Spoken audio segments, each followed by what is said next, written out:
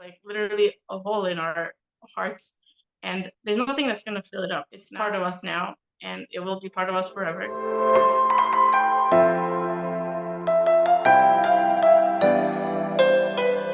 Hello, everybody, and welcome to another episode of Imma Time. We are here with Rivka Benzaken. She is, wow, I have so much to say about her, and I'm super, super biased because she happens to be one of my amazing sisters. And specifically, we're here to talk about loss and what happens after loss.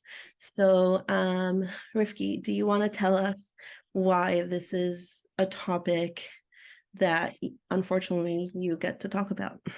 So I guess I'll give a little bit, quick summary of, I guess, our past half a year.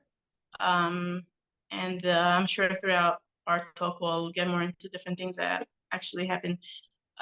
So basically about, I guess, half a year ago, I was 22 weeks pregnant. I went for one of the regular scans, and I found out that our baby had a very rare heart condition. And that took us through a whole crazy roller coaster.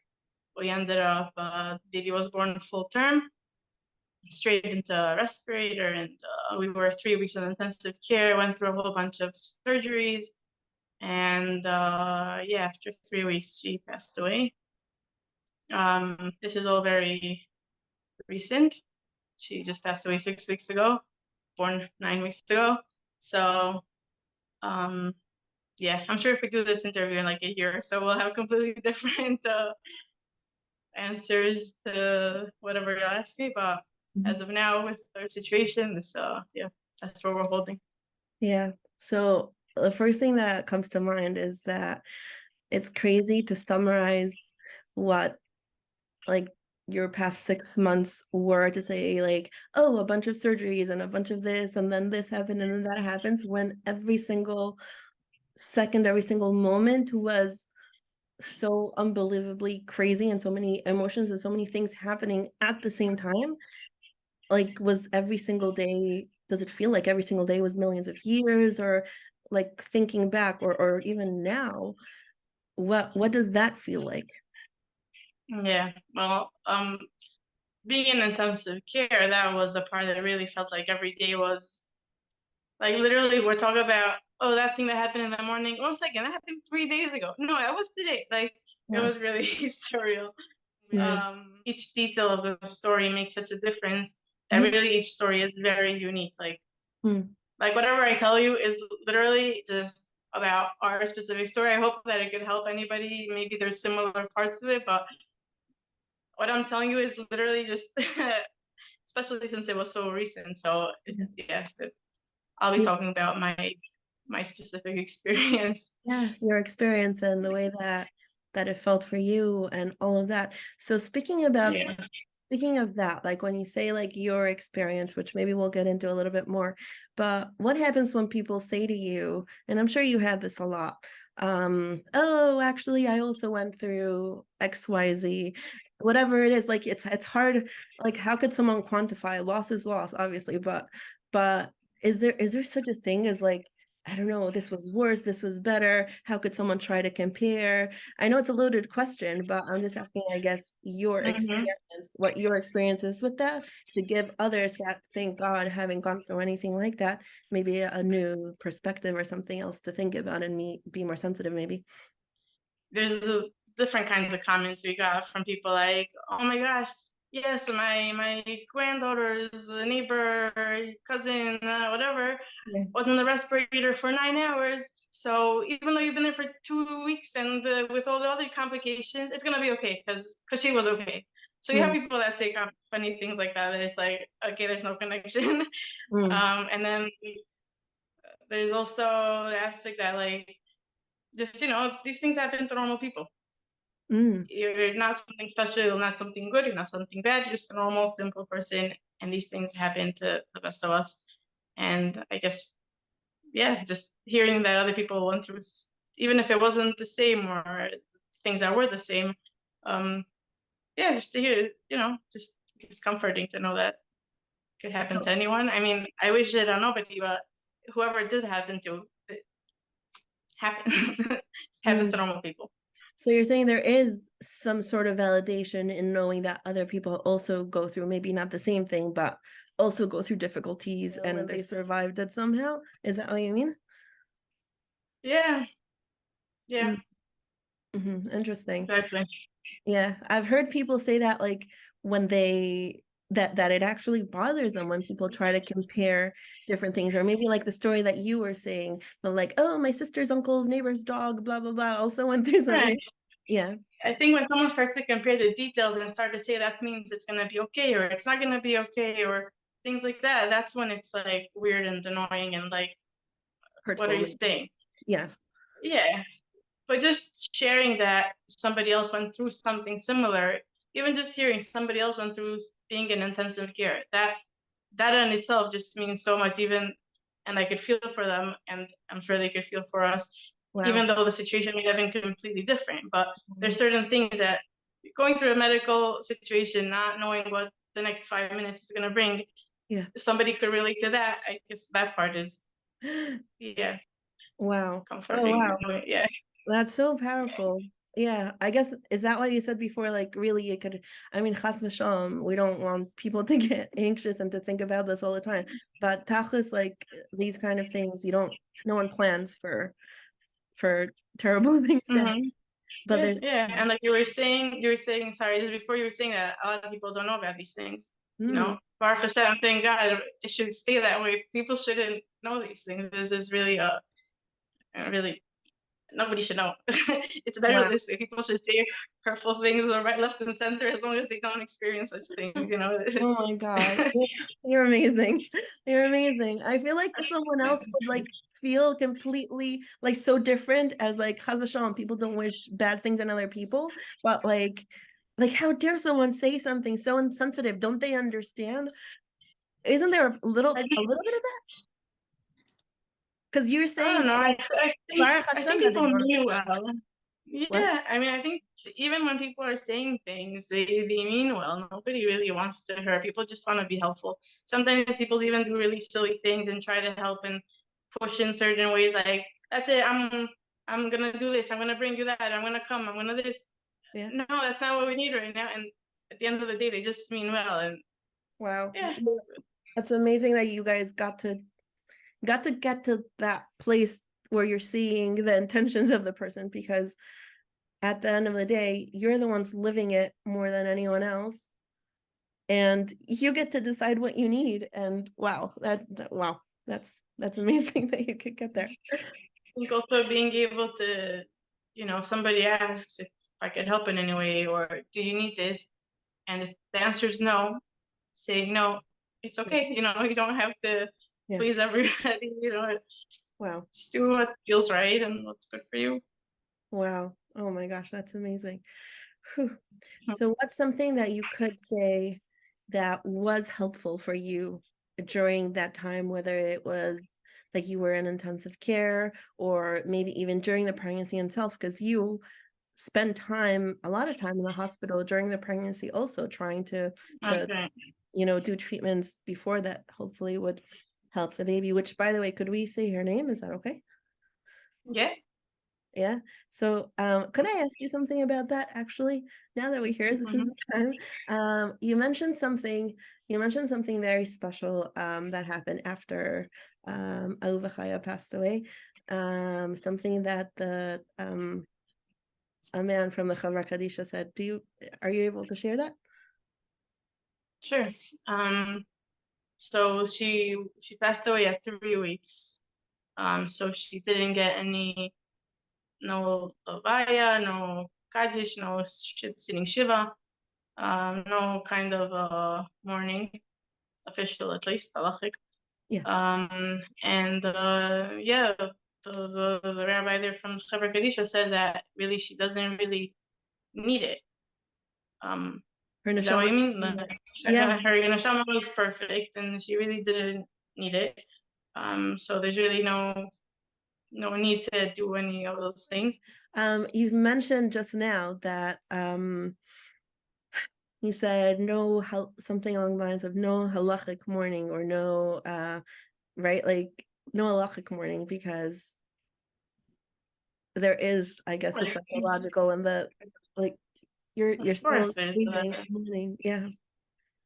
Yeah, it's a loss no matter what.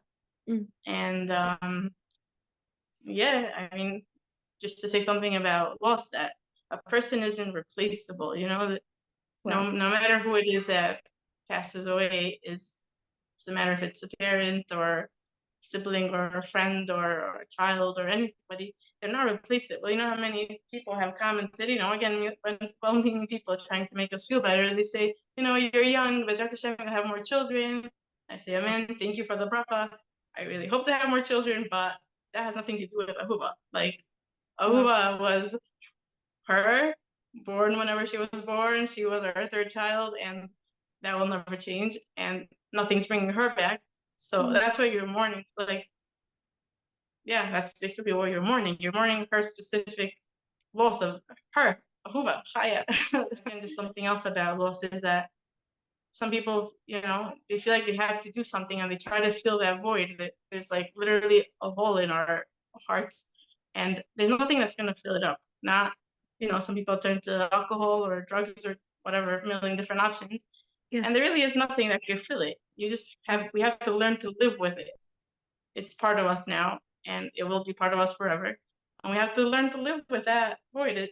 And really, yeah, there's nothing that's gonna help or make it feel better or fill it up. It is, and we just have to learn to live with it. Wow, Rivky, that's a crazy thing to say, and I honestly don't know what to say back to that, because you don't have to say anything back. Like it just, you know, that's what it is, really, you know. Yeah, I mean, thank God, no. Thank God I don't. Baruch Hashem, Baruch Hashem. Yeah, no, again, nobody should know. Yeah. Wow. And what about, could I ask, like, I don't know, I hope this isn't insensitive. You know how, like, yeah, okay. You know that I mean well, right?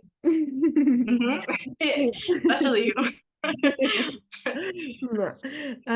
What about, like, when people try to either, I don't know, they do some sort of like things Lilui Nishmat, right?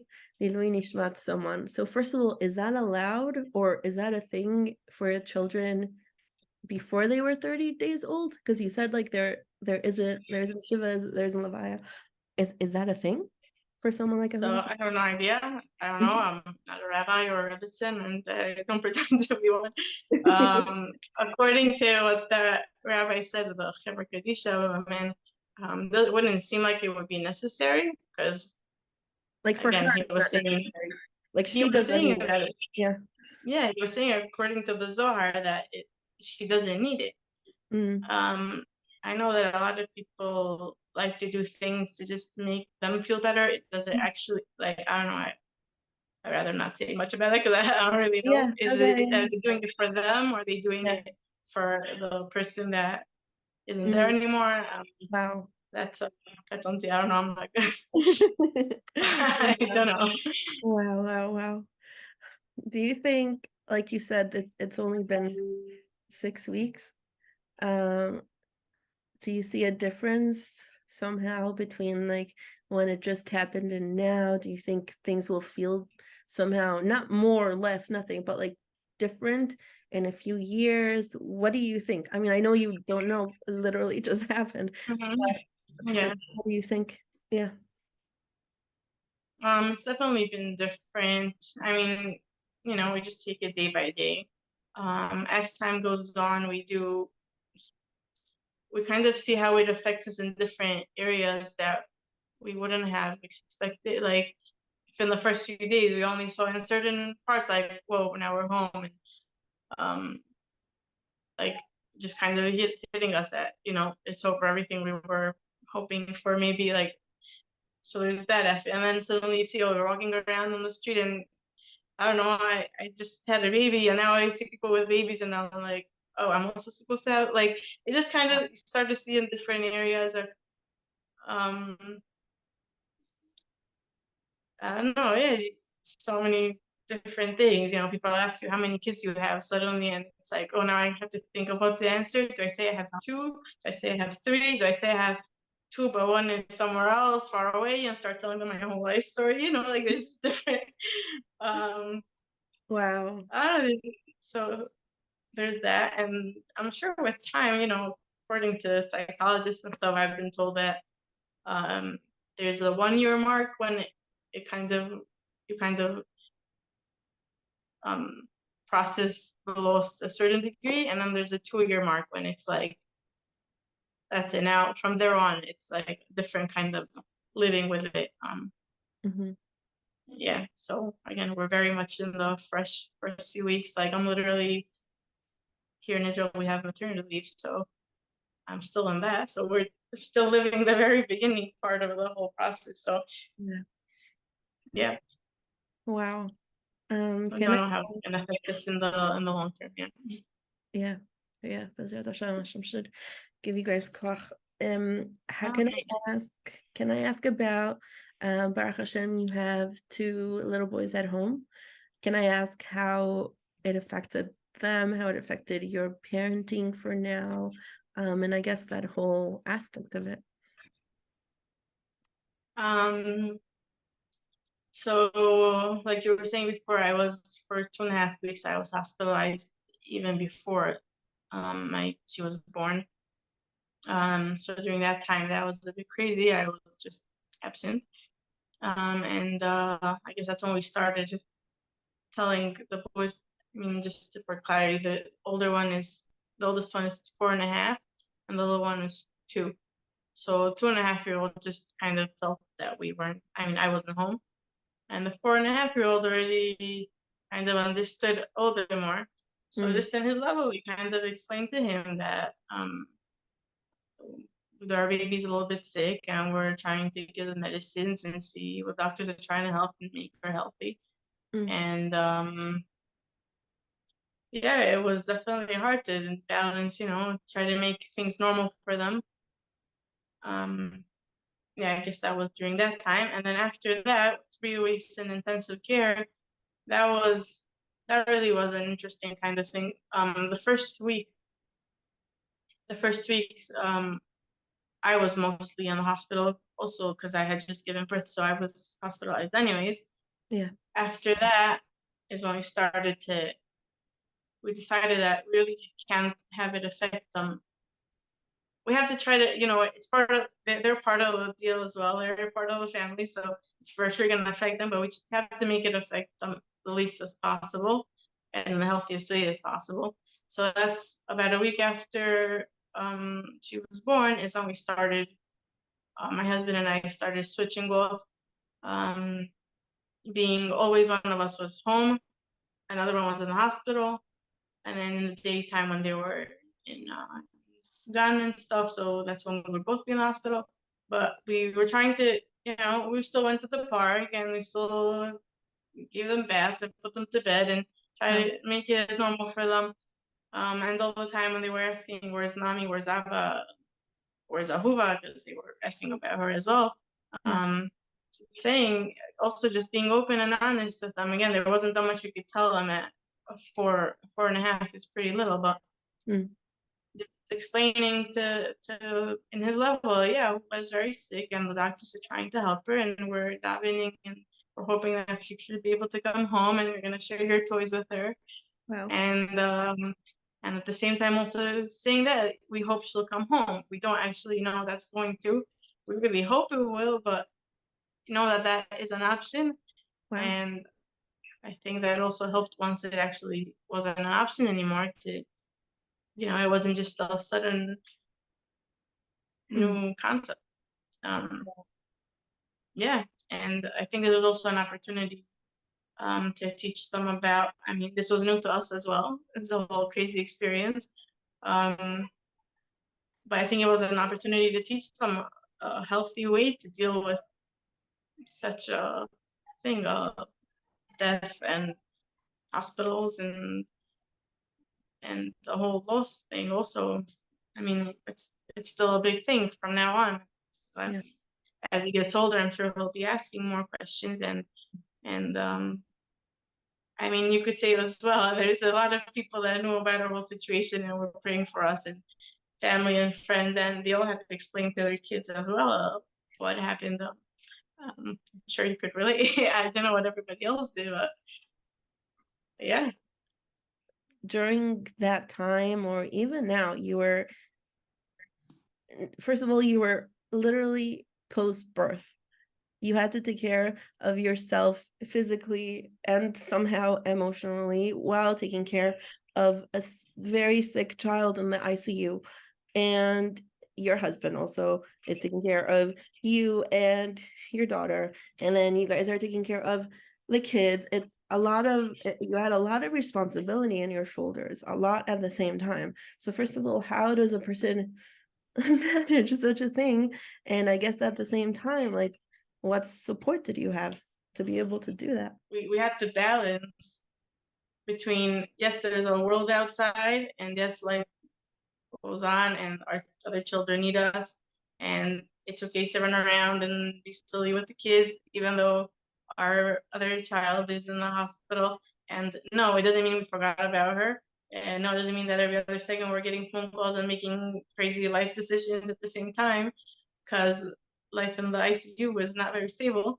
Um, um, but we had to, yeah, and just make sure to sleep and eat and do the normal things. Um, and yeah, I think just either for each other, all of us, that's a big thing, you know, everybody trying to help and support each other. Um, and yeah, there's nothing wrong with leaving the hospital for a little bit. And we even had very few times, but we made sure a few times here and there to like go to the park and stuff, all of us together, all four of us. Um, just to feel a little bit normal, just to feel a little bit like a family. The kids should actually see us, the parents together. You know, you shouldn't, you know, just to, they don't understand that much, so they just had to. I don't know. That made us feel like we're making it a bit more normal for them.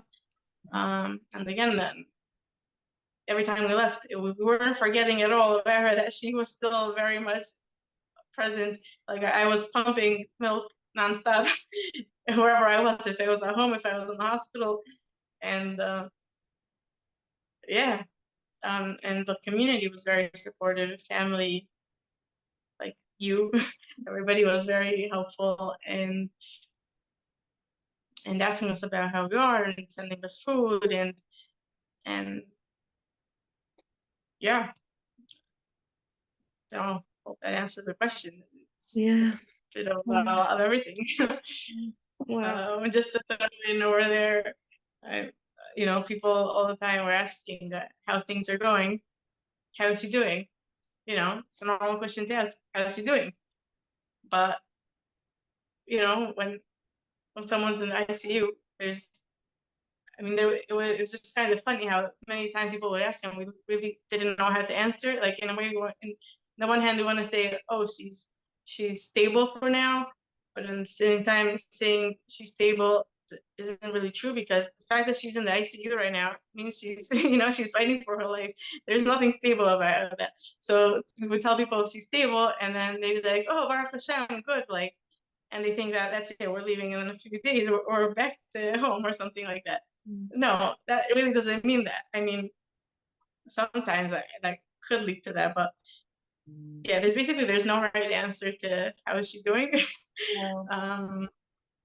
Also, sometimes it could have been like she literally just had a resuscitation. We almost lost her, and I asked, "Oh, how's she doing?" Oh, Oh my God.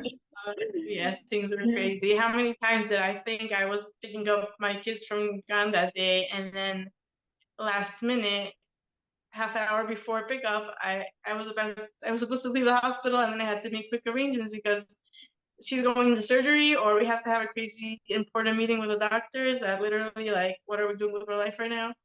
Um, yeah, just things that were very, very crazy. Wow. And do you think, is life in the ICU like always like that, or is it like your case was super, super, super like intensive care? Like you needed crazy intensive care, where you're literally, she was literally fighting for her life her entire life.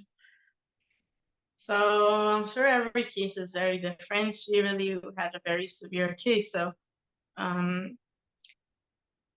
mean, just from being there for 3 weeks, you see all sorts of things. There were people that came in and came out, and that's what they're there for. That's what they try to do.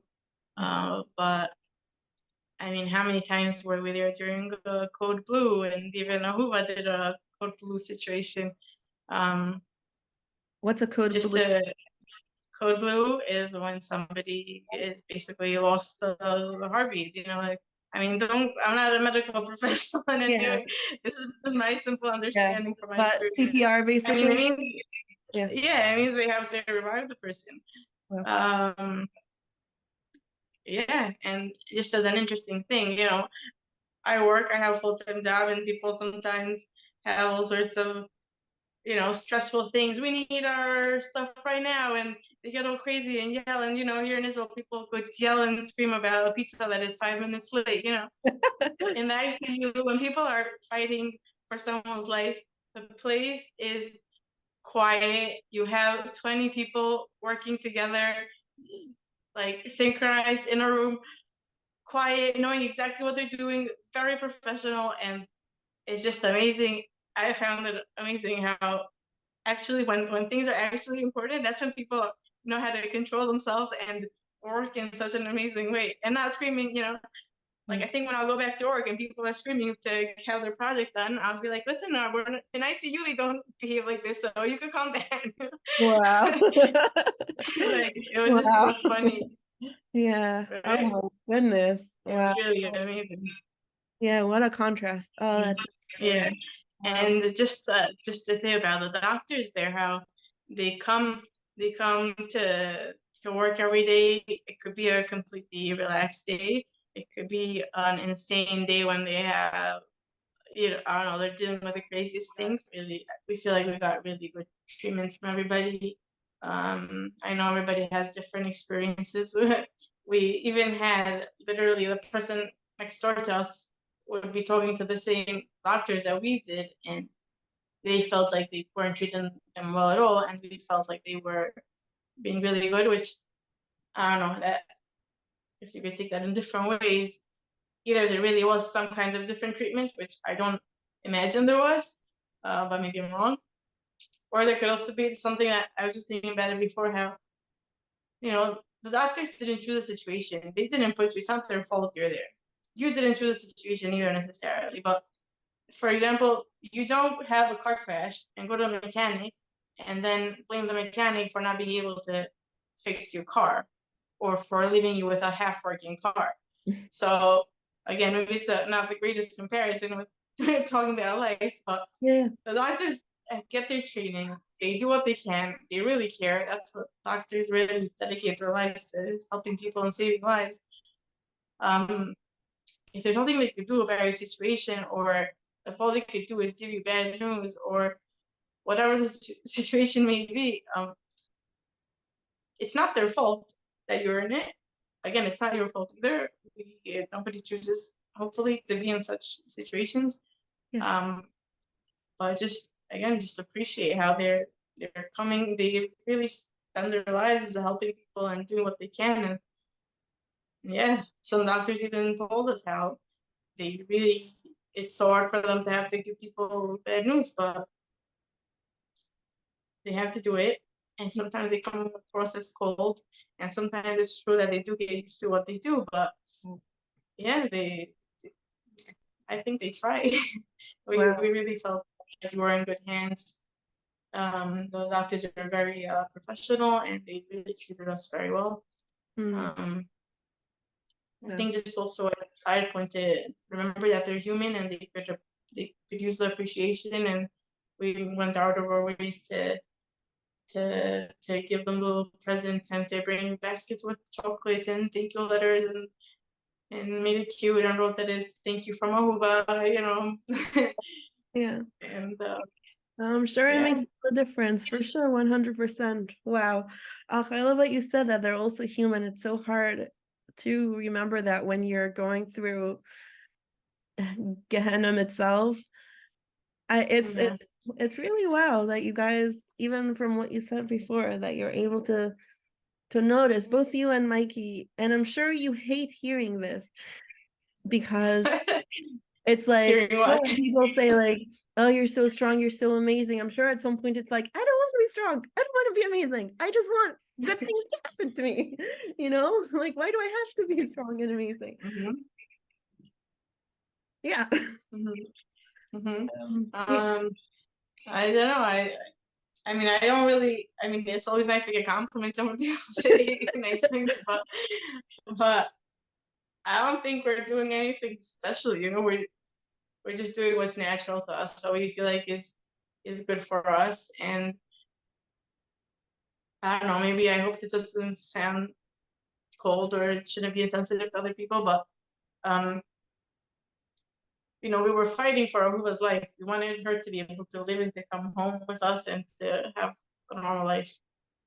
The fact that she didn't make it doesn't mean that our lives have to be over as well. Her life is over. We still have to live our lives. We have to live our lives for our children. We have to live our lives for ourselves. No one else could do that for us. And wow. Yes, again, we really wanted her to live, but we don't have to let ourselves die with her, if that makes sense. I mean, wow. Yeah.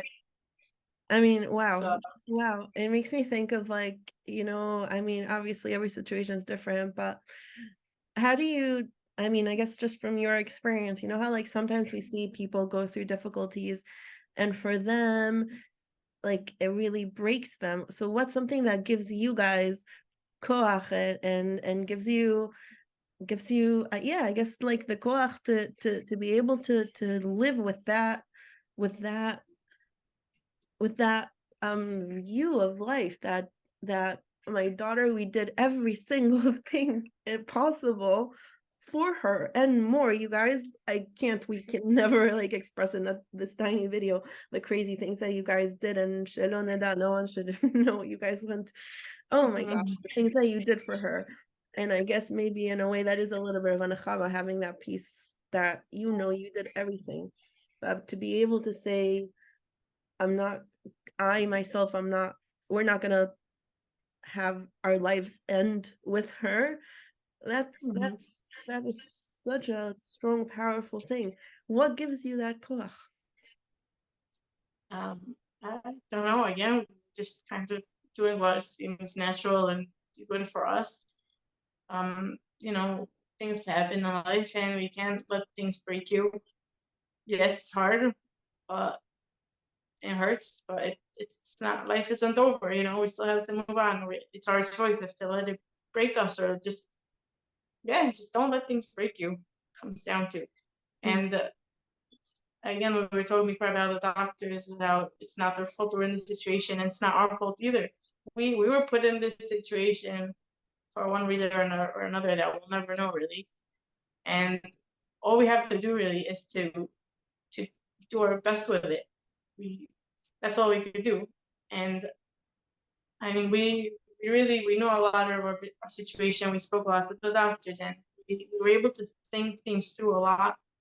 And even before she was born, we kind of knew what, again, there was no way we could have known what exactly was going to happen, but we were able to kind of go through all the different scenarios, and from having her come out healthy and live a semi-normal life. I mean, we were hoping for a completely normal life, but anywhere from living a normal life to not making it, and everything in between, which could have been having some medical complications or being somewhat disabled or having brain damage or being a vegetable or being attached to, like, we kind of went through all the different scenarios.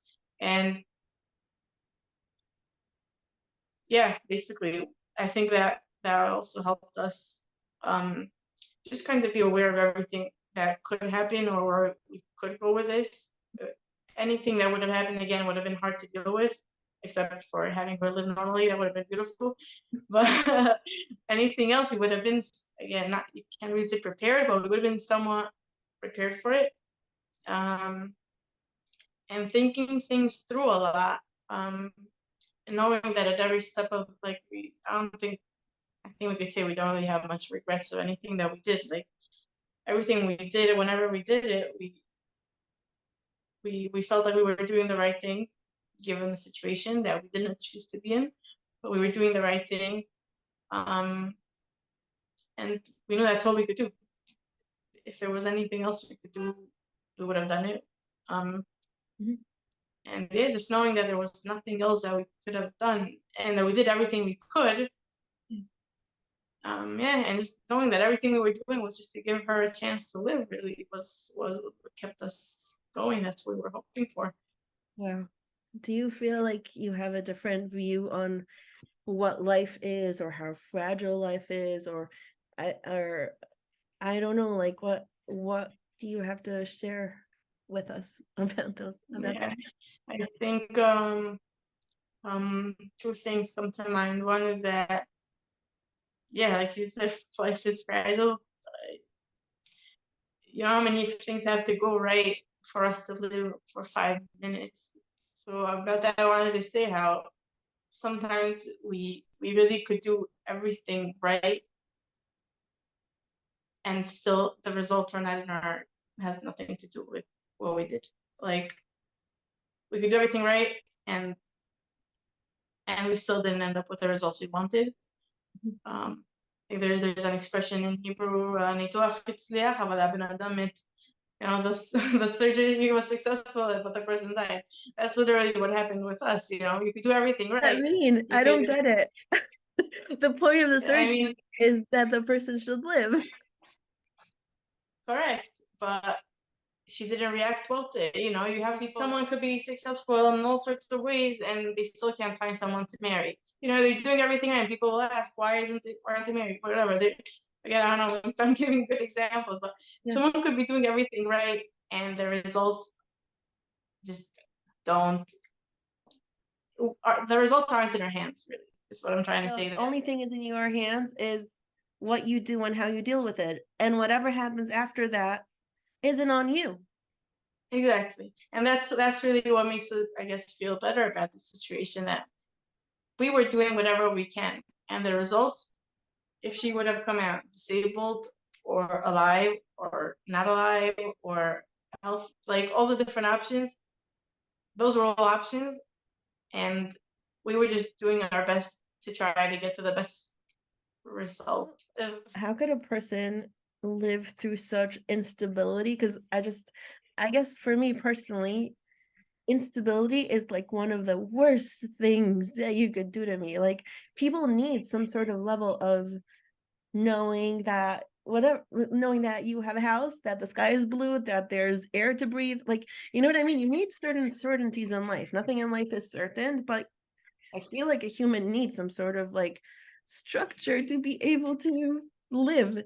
And when you're and when you're living in the ICU, and when you don't know, like you said, you don't know what the next second will be in your life, how does what's something that helped you during that time?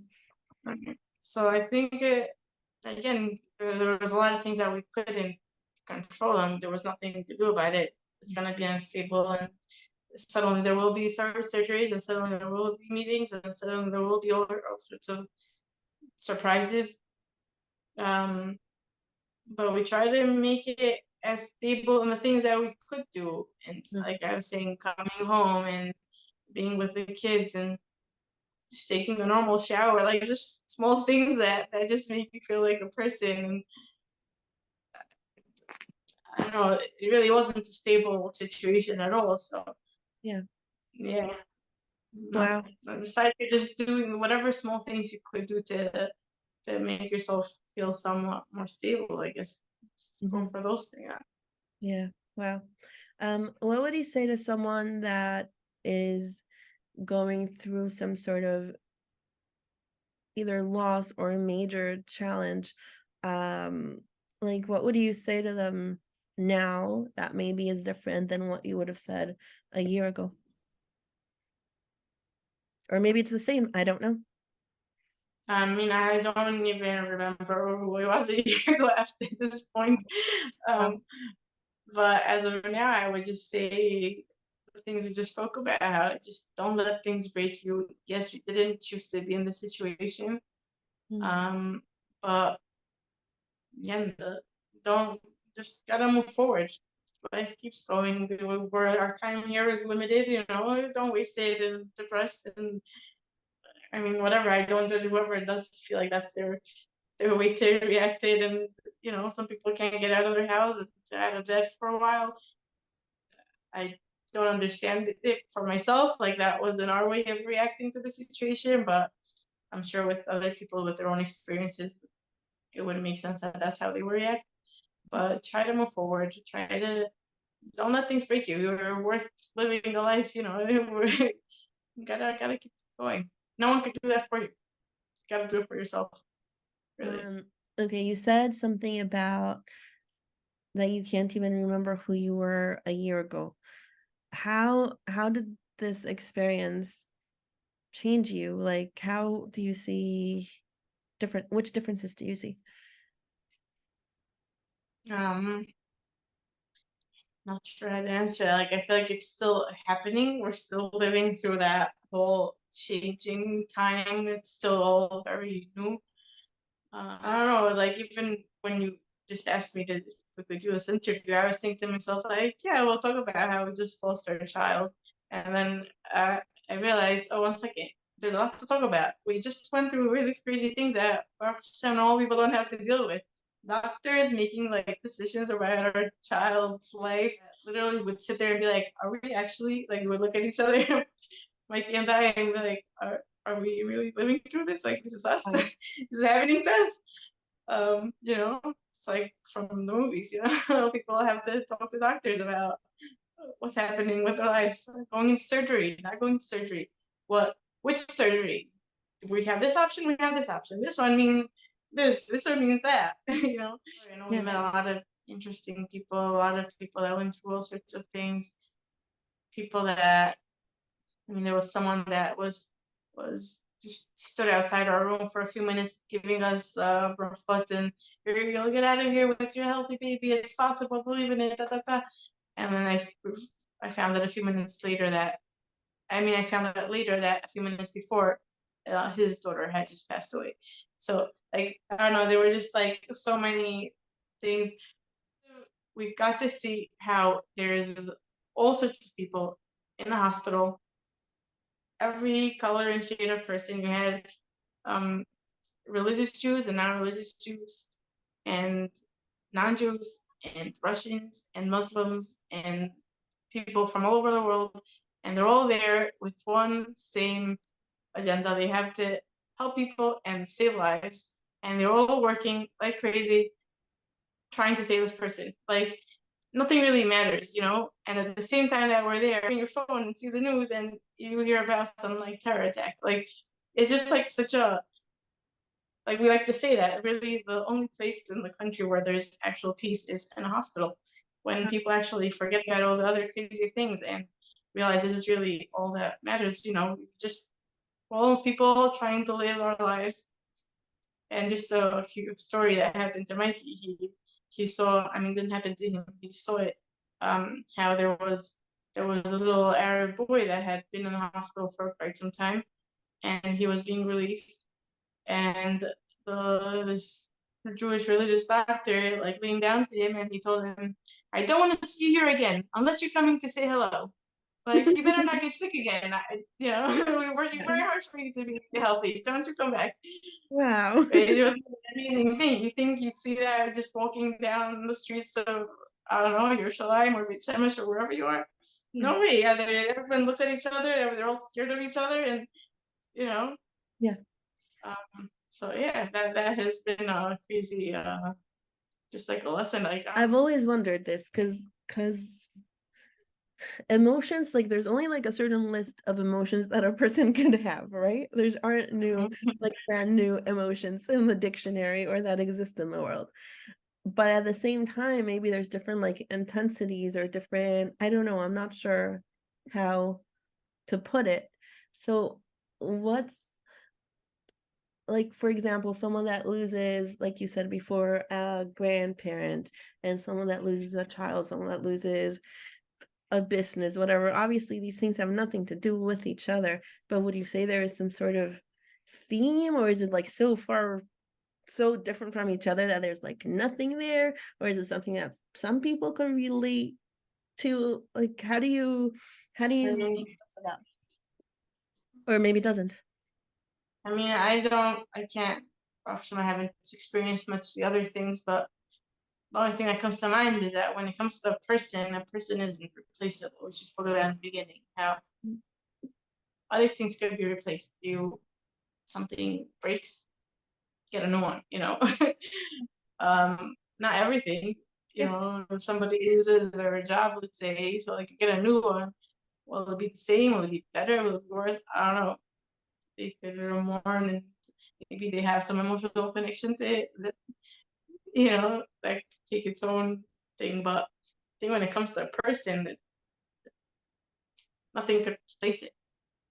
Mm. Again, you just gotta learn to live with the void, and yeah, move forward. To live with it. Don't deny it. Don't make it your whole, you know, everything obsession. Just, you know, it's a normal part of life. Wow. Do you, wow. Wow, that's huge. Okay, you know how you said before how like you do your part and then whatever happens after, like whatever the tata is, that's in Hashem's hands basically. And I feel like there's like a few psukim like this that what you do your part and then you're fine. Like whatever happens will happen. And it's not on you anymore. But what happens when I'm like a little scared to ask this, but like clearly sometimes Hashem says no, and all the davening and all the things that you do, the answer wasn't, the result wasn't what you wanted. And how does that work? What does that do to your relationship with Hashem, and how does the person continue their life with that new peace, I guess, now, like this very, very hard, big new peace?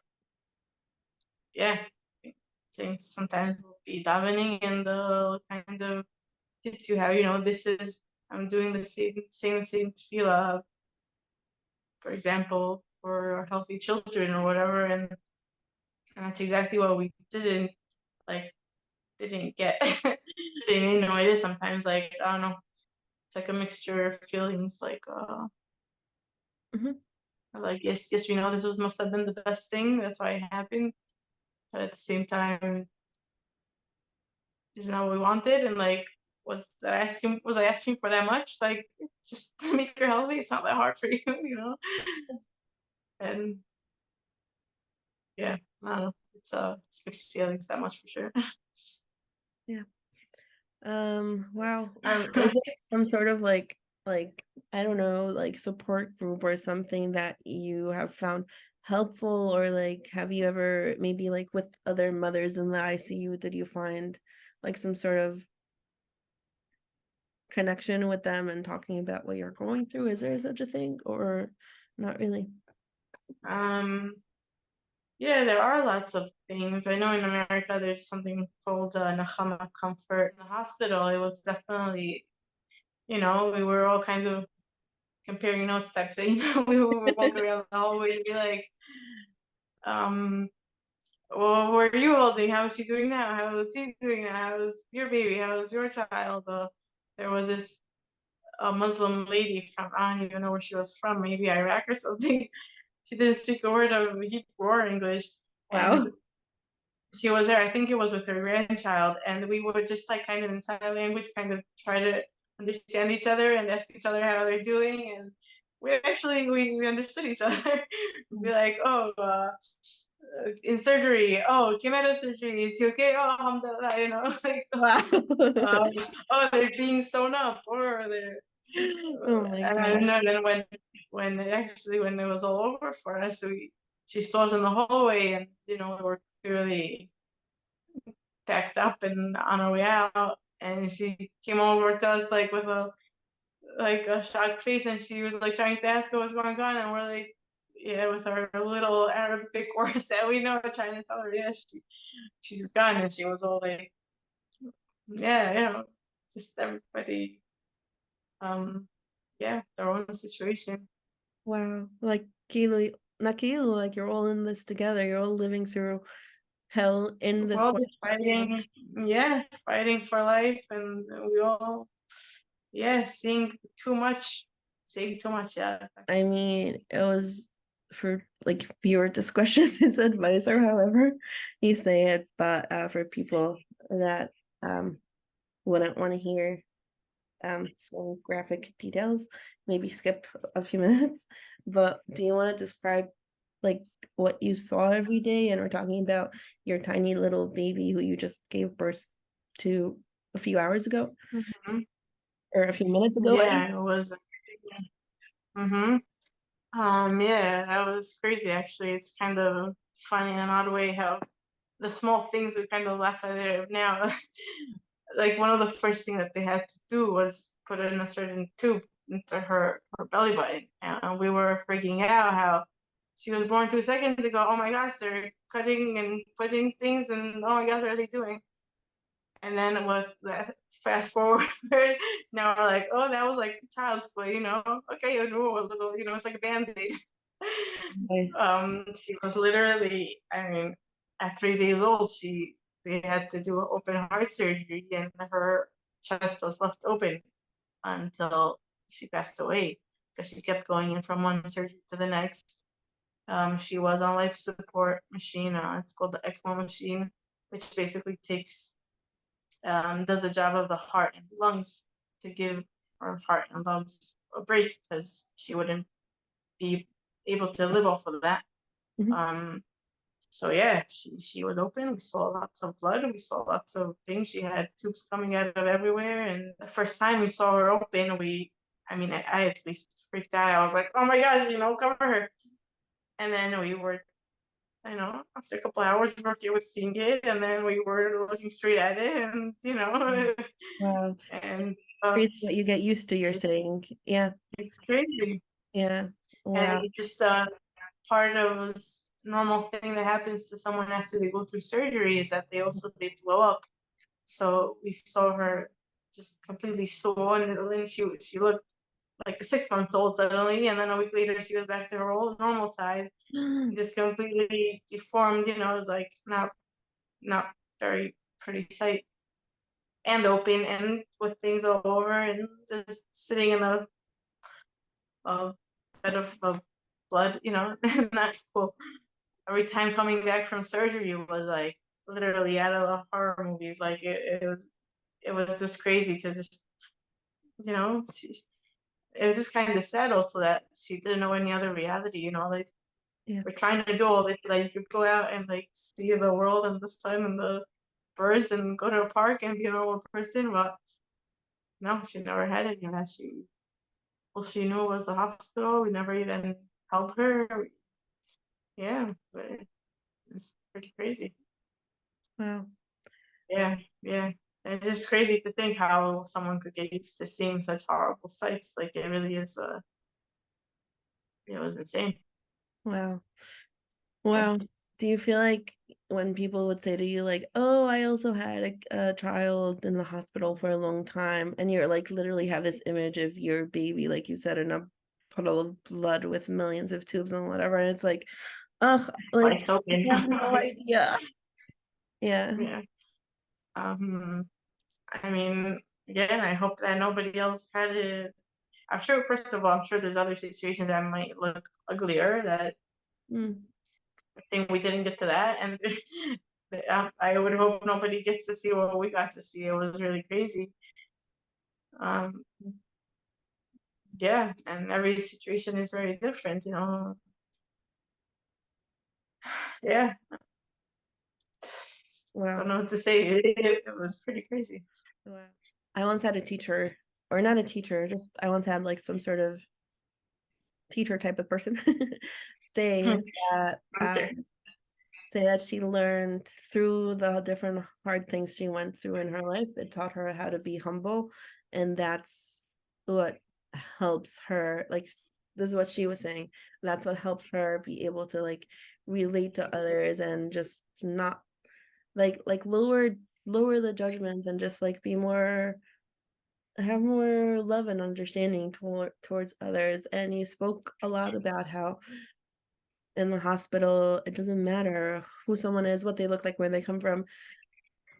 They're a person and you're going to save them no matter what, right? The doctors and nurses, all they're doing is trying to save these people, and like you said, to not see them back again. They want them to be healthy and to stay from hospital. So I guess, first of all, I guess some sort of feel, I guess, that I hope that as as people, I hope we're able to achieve those feelings and that perspective and that love for others. I don't even know if this is possible, but without having to go through difficulties, because imagine if we would 100%.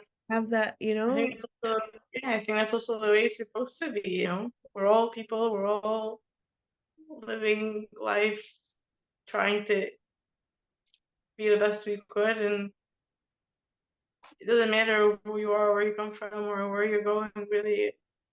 At least not in regards to how you're supposed to treat them. Like, just treat everybody with respect, and everyone is, a worth it piece of, I don't know, till the milky me want to say it, getting religious, but no, like what you said before, like people are just people.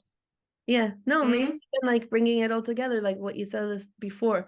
We do our part, like we're supposed to treat everyone the same, and whatever Yeah. happens after, that's on like that's on him. Yeah, makes sense. Wow. Exactly.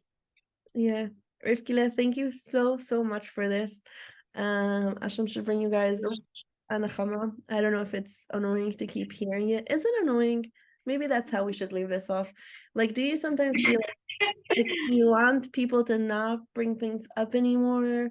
Or if you haven't seen someone, is it like say something to me? Or are you already in the place of like we're moving on and we will think about it and bring it up whenever we want to, and people should kind of let us be? Like, where are you going with that? I feel like I just wanted to be like just kind of to normalize it per se. Meaning it shouldn't be something that like can't be brought up. Why you don't have to go out of your way to bring it up, because that's what we're all about. We just went through a crazy situation, and that's really all that You we are. are. Yeah. No, we went through that. We went through other things. We're living our life. Like how many people ask me, "Oh, how was your birth?" Nobody, maybe one or two people. Like, yeah, that also happened, and I'm happy to bring it up in conversation when it fits in. Like, it's just something else that we experienced, and it's part of who we are now. And be sensitive also if you're asking too much and I'm trying to stop the conversation because you're taking it to somewhere uncomfortable, then just be normal about that as well. Yeah. Makes sense. Thank you so much for everything. Thank you. And yeah, love you guys, and we hope you get Thank you. yeah, we hope you get to rest a little bit, to recover a little bit. Like you said, you literally just went through a birth also, and it takes time to recover physically, never mind emotionally and all of that, through everything that happened. Would you be willing to talk to people that have questions or maybe are going through something that would want to reach out? If it helps anybody, then why not? You're still special. You're so sunny. You're like, who, me? Yeah. If I have something that can help someone, then again, just going back to the points you were saying before, how we're put in certain situations. It wasn't our choice, but let's make the best out of it. I wish I could be answering your questions, doing one of the cute videos about what to do with your kids over Yom Kippur or Shoshana, and not about losing a child. But this is a situation, yeah, if it could help anybody, Yeah. that shall be our, yeah, doing what we could. Thank you so much. Thank you. Good luck with everything. Thanks.